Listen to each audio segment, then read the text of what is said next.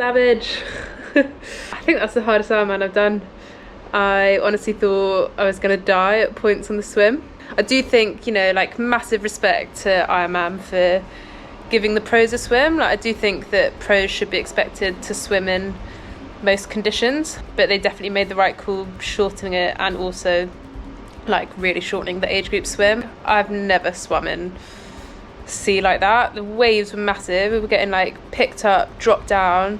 I had a whole like a near panic attack, so I couldn't breathe for like the first 300 meters because every time I tried to breathe I'd like go to take a breath and I'd just get like a big whack of water.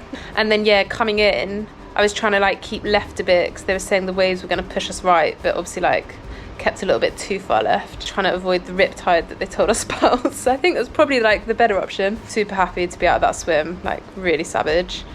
Then onto the bike, we had this banging tailwind out. It was absolutely epic. Caught up to Manon probably in like the first 5k, and then like we rode together for quite a bit. And then I think she dropped her nutrition, which might be why the rest of her race didn't go that well.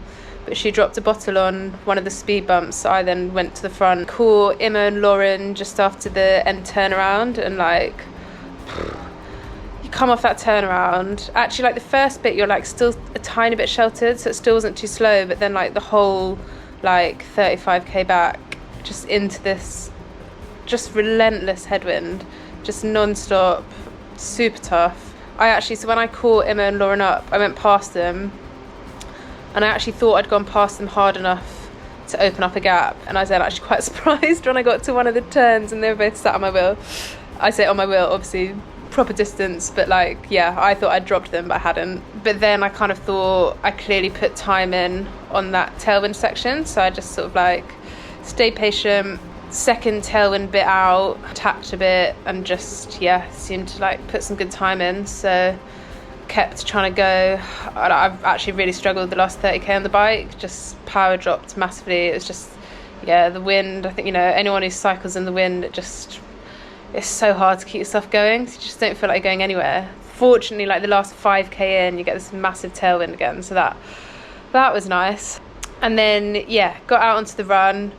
Felt pretty good for the first 10k. And I knew with the conditions that sub 3 was just not going to happen. Like, it was literally run out of transition, you run up a little hill, and then you're basically down into the headwind for like 5k straight. That wind is just, like relentless is all I can say about it. It's just so strong. Like, you're trying to run into like 40 km/h winds, maybe even more.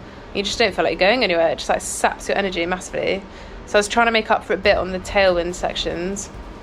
So I knew I had about 4 minutes coming out of T2, but I could tell on the turnaround bits, I was basically trying to judge where I was versus, well, first of all, it was Manon and Imo. Honestly, like 5 weeks between Ironmans for me is not enough. How Imo did that in 2 weeks, no idea, like full respect. But so I was like keeping an eye on them. I knew from the first lap that Manon hadn't really made any time on me, so that was quite good. And then again on the second lap, I could see as well that gap was kind of holding. And then coming onto the third lap, I could see she had dropped quite a lot, but that Anna was running up like really quickly. And like, I know Anna's pedigree as a runner. She was the person that I said, if she's within 10 minutes of me off the bike, like I will be a bit worried. But I hadn't really thought about her until I could see her. And by this point, then that like third and fourth lap, I just struggled. I think probably a little bit of run volume missed before Mallorca probably hasn't helped. I guess I literally had one proper long run, or maybe like for me I just need longer to recover between Ironman. Really struggled. I could see on that last turnaround, I knew she was only about 4 minutes behind me, and I knew that she was running really well, so I was a bit like, just keep moving. I had one aid station where I was like, I think I just need to stop a little bit just to try and get a bit more fluid on. And then I was like, right, now I just need to keep moving. And the last turnaround at the end, so we had like 2.5k to go, and I was running back down, I could see her, and I was like, she is actually really close. which is maybe like 500 meters behind at this point. But then I knew we were going to turn down, and the last 2k it was like tailwind. An age group ran up, and actually we were having a good little chat, and he was a bit like, oh, can I pace you? And I was like, no, you can't pace me. I was like, I just need to run. He kind of like was just a bit ahead, was just like chatting to me a bit, you know, is just a bit like, you know, you've got 1k to go now, just keep going. So I managed to pick up a bit for that last couple of k, because I was just like, I'm not going to get this close and not bloody win after how much it hurt. Most savage Ironman I think I've done.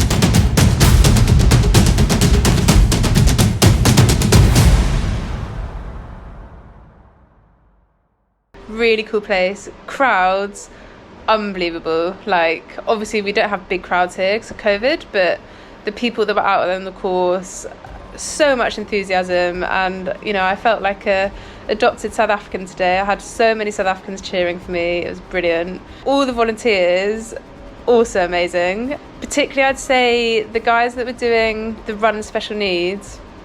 I didn't have any run special needs, but every time one of us came past that didn't want it, they were like dancing around, cheering, like just brilliant. Thank you everyone, honestly, that support out there. I think I wouldn't have finished without it. I had a few moments close to giving up. Savage day. Definitely ready for off season now. I promise I won't do another race before Christmas. Everything hurts a lot, so time for the feet up. Anyone that did this as their first Ironman, I promise you they're not usually this bad. Like this one was super tough. Thanks guys.